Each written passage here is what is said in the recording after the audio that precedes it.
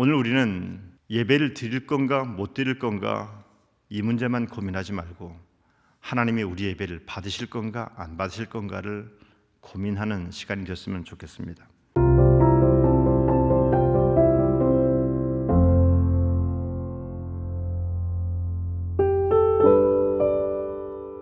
예수님께서 세리 마태를 제자로 부르시는 일로 시작합니다. 세리 마태의 집에 누가 왔겠습니까? 멀쩡한 사람들이 갔겠습니까?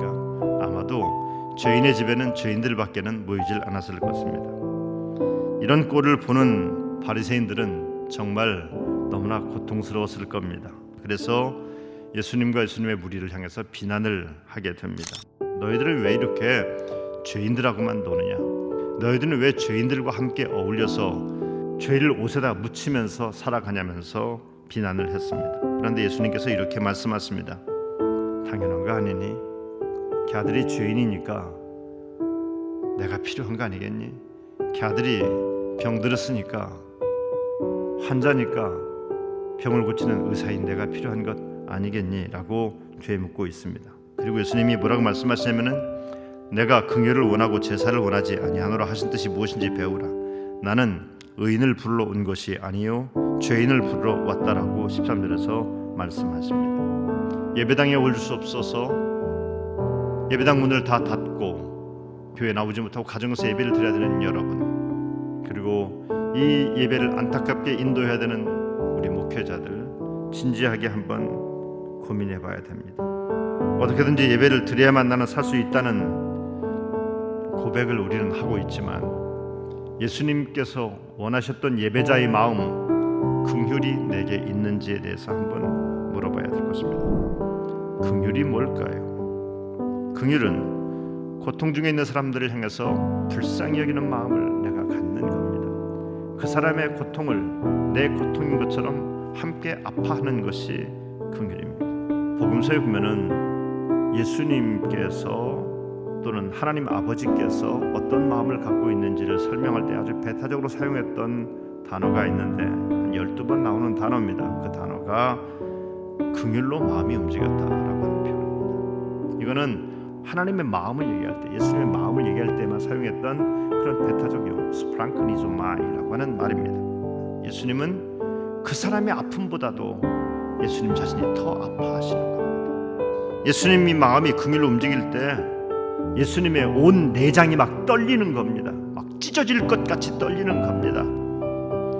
특별히 하나님은 연약한 사람들을 불쌍히 여겼습니다.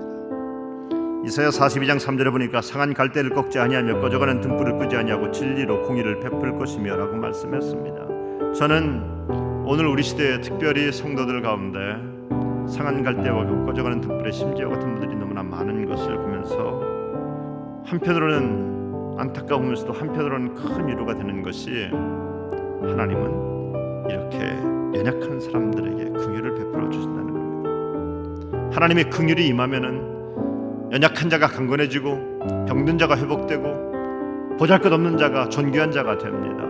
사랑하는 성도 여러분, 혹시 여러분의 인생이 상한 갈대와 같이 되었다라고 스스로가 비관되시는 분이 계십니까?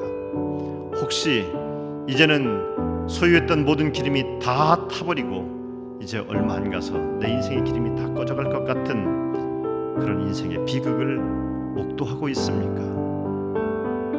기뻐하십시오. 하나님의 긍휼이 여러분에게 임하게 됨을 믿으시길 바랍니다. 우리 인생 다가도록 하나님의 긍휼은 시간 곳곳마다 우리에게 임하게 될 것입니다. 이 긍휼을 받았고 긍휼을 약속받은 우리들에게 성경은 응답할 것을 말하고 있습니다. 긍휼을 입은 자들이여 응답하라. 응답하라. 저는 교우들에게 이사야 58장 11절 말씀을 축복의 말씀으로 자주 드리곤 합니다. 그 말씀은 이렇습니다.